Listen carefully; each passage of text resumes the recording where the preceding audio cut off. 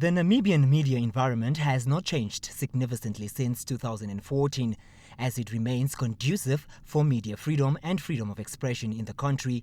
MISA Namibia National Director Natasha Tibinyane says Namibia media mostly has a free environment to operate in.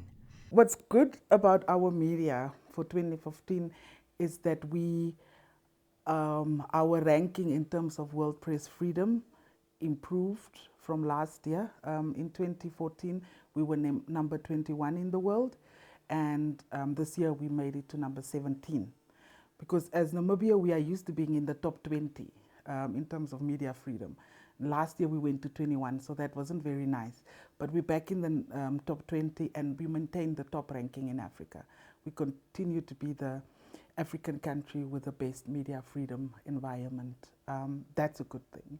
Tibinyane points out that social media is good for Namibians in terms of communication, but says people need to understand on how to use it. She also emphasizes the positives in media houses recruiting young aspiring journalists from higher institutions, but says the media industry lacks in mentoring the graduates. The challenge is when they enter the industry, what are we as an industry doing to hone the skills and the expertise of these young people? And I think that's where we as an industry are failing a bit. I think our mentoring of young journalists is not as good as it used to be. On the flip side, Tibinyane says there was an increase of threats by police officers, and thus calls on the police to refrain from threatening and disrespecting journalists. We saw an increase in threats and intimidation against journalists. Just last week, MISA Namibia issued a media alert calling on the Namibian police officers to please refrain from intimidating and harassing and assaulting journalists. A colleague of yours, not a colleague of yours, a New Era journalist was assaulted physically by a police officer in Oshakati on the 5th of December.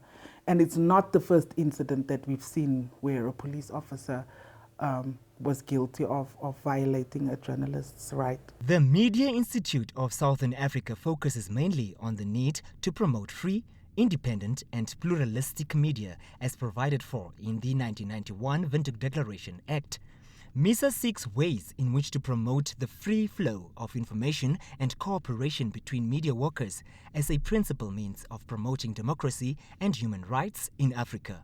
Reporting for NBC News, I am Franklin Muningirwa in Windhoek.